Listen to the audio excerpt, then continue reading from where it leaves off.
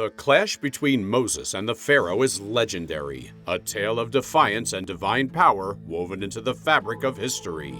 Yet, amidst the epic narrative, a mystery remains. The Pharaoh's identity is shrouded in time. Archaeological records offer no explicit clues as to this ruler who dared challenge God. No mention of devastating plagues, no tale of a dramatic demise in the Red Sea. It's as if the very name Moses was carefully erased from Egypt's grand history. This enigma has captivated scholars for centuries. Who was this defiant king? Was he the mighty Ramesses II, a builder of empires? Or perhaps the shadowy Merneptah, his rule riddled with instability? The power may have lay in Thutmose II, a warrior pharaoh. The quest to uncover this historical puzzle is a captivating one. Welcome, seekers of knowledge, to exciting archaeology news. The first suspect in our historical whodunit is Merneptah, son of legendary Ramesses II. His claim to the title of Moses Pharaoh gained traction primarily due to the research of Maurice Bucaille, a French physician who later converted to Islam. Bucaille pointed to an intriguing detail: traces of salt on Merneptah's mummified remains, seemingly confirming the Quranic account of his drowning in the Red Sea. However, a deeper dive into the ancient art of mummification burst this bubble. Natron salt, a mixture of compounds, including sodium chloride, was a staple in the preservation process. This means the presence of salt on a mummy isn't the smoking gun it might initially seem. Furthermore, Bucaille's theory leaned heavily on the biblical narrative, which paints a different picture than the Quran. The Book of Exodus tells us that after fleeing Egypt, Moses stayed in Midian for an extended period. During this time, the pharaoh who oppressed the Hebrews died, making Bucaille believe Ramesses II was the pharaoh of the oppression and Merneptah was the pharaoh of the Exodus. The Quran, however, tells of one pharaoh reigning supreme throughout Moses' life.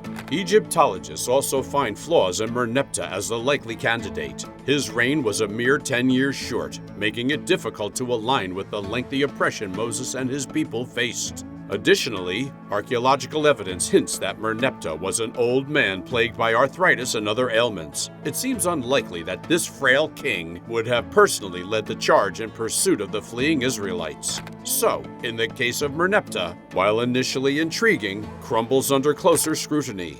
The salt, the timeline, and his apparent frailty lead us to look elsewhere for the true pharaoh of Moses. The trail of our investigation now leads us to the enigmatic Thutmose II.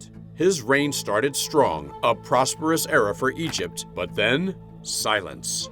The grand records of his achievements abruptly vanish. Intriguingly, this pattern aligns with the potential fate of the pharaoh who faced Moses. A flourishing dynasty suddenly faltered, no heir apparent, and in his place, his widowed queen, Hatshepsut, stepped in.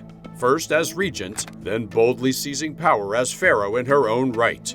2 decades after Thutmose II's demise, Egypt seems strangely passive, with no move to reclaim control over rebellious territories in Canaan.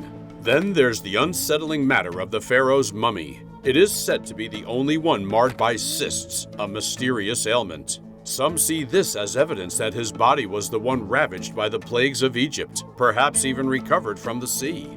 However, it's important to remember that the plague of boils is specific to the biblical account, not the Quranic, limiting the weight of this detail in our search. Yet, a fundamental hurdle remains: time. According to newer research, Thutmose II's reign, traditionally believed to last 14 years, may have been as short as 3 or 4 years. This narrow window struggles to contain the epic saga of Moses, the plagues, and the dramatic Exodus. While intriguing whispers align this pharaoh with our mystery, the pieces don't quite fit. The investigation must continue.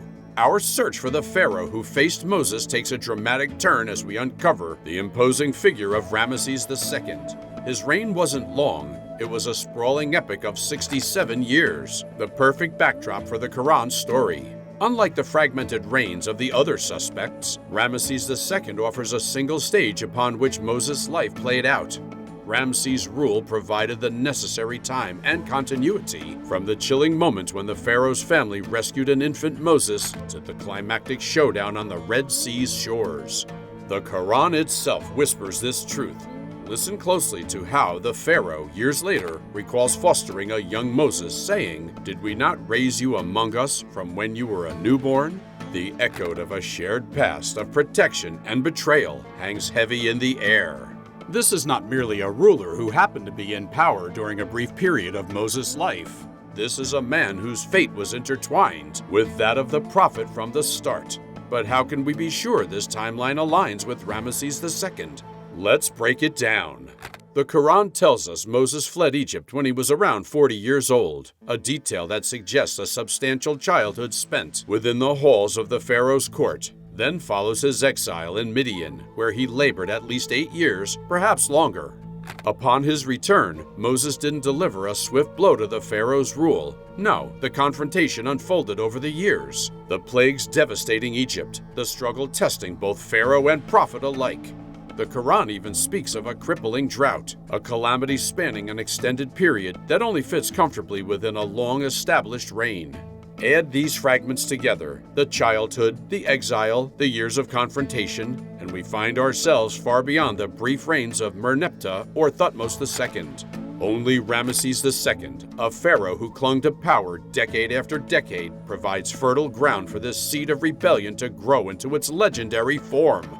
But more than mere longevity is needed to make him the definitive candidate. Within the dusty records of history, there lie even more intriguing clues, echoes of the plagues and the mighty Exodus itself. Our investigation deepens as we focus on a second striking detail in the Quranic narrative that aligns unsettlingly well with Ramesses II. Unlike the other candidates, the Quran paints the Pharaoh of Moses not simply as a powerful ruler, but one consumed by boundless arrogance, proclaiming himself the supreme deity. "I am your Lord, the highest." History tells a similar tale. In the early dynasties of Egypt, rulers were known as kings, and we see this reflected in the story of Joseph. However, as we shift to the era of Moses, the title shifts to Pharaoh, and with it comes a chilling escalation. The deification of kings rose gradually throughout Egyptian history, but Ramesses II reached its zenith. This man dared declare himself the highest god, a proclamation that echoes hauntingly through the Quran's verses. This isn't just a matter of words. Ramesses II's ego wasn't merely spoken, it was carved into the very landscape of Egypt. The colossal monuments and the grandest statues all depict Ramesses II in staggering size. Consider the statues at Abu Simbel, where even the god Re-Herakti is dwarfed by his image. His pride knew no bounds, and his self-exaltation was unmatched, perfectly echoing the Quran's portrayal of a pharaoh obsessed with his power. And then we come to a genuinely unsettling point of convergence, preserving his body. Historical records tell us that Ramesses II's body was discovered near the Red Sea, later interred as befitting a pharaoh in the Valley of Kings. Yet fate seemed reluctant to let him rest. Ancient Egyptian priests, fearing tomb robbers, moved his body. It was finally rediscovered in 1881, and now his mummified form lies on display in the Egyptian Museum in Cairo. This preservation aligns chillingly with the Quranic verse, "Today we will preserve your body so that you will serve as a sign for those to come after you." While the other pharaohs have crumbled to dust, Ramesses II remains, a chilling testament to his defiance and pride.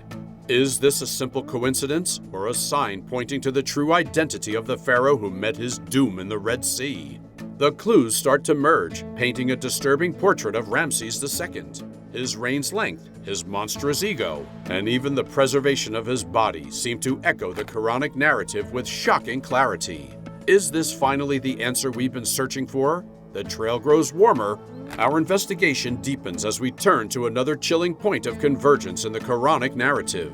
Ramesses II stands apart from the other pharaohs because of his insatiable appetite for monumental construction. And yet again, the Quran echoes this observation. Pharaoh is described as a builder, possessed by a desire to reach the very heavens. Consider Surah 89, where the pharaoh is called the Pharaoh of the Autad. While this term can mean stakes, the context hints at something grander. In this passage, his name stands alongside the people of Ad and Thamud, both known for their awe-inspiring feats of construction. Ad carved soaring pillars, Thamud entire homes from mountainsides. It stands to reason then that Otad likely refers to the imposing buildings and structures Ramses II left scattered across Egypt. This interpretation gains strength when we turn to Surah 40. Here, Pharaoh commands his vizier Haman to build for me a tower so that I may reach the pathways to the heavens. This isn't some idle whim, some mad king's folly. No, the building was in Ramses II's blood. It was the language he spoke, a relentless desire to leave his mark and perhaps even challenge the very gods etched into the landscape. Think of the temples at Abu Simbel, those breathtaking giants carved from the cliffside. They are marvels of engineering, yes, but also monuments to the unyielding ego of a pharaoh who sought to rival the heavens with his creations.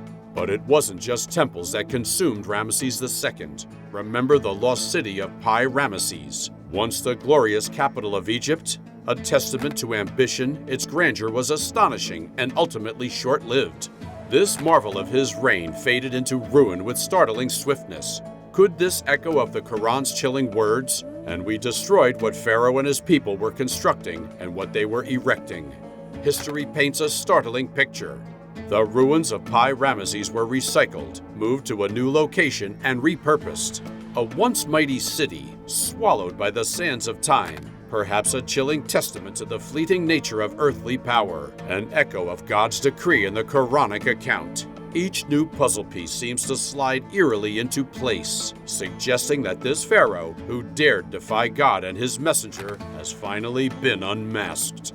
The clues seem to point towards Ramesses II as the pharaoh who clashed with Moses. His long reign, towering ego, and obsession with grand structures fit the chilling narrative. But was he indeed the one? Let us know your thoughts in the comments. Like, subscribe, and hit that notification bell to join us as we unravel history's greatest mysteries.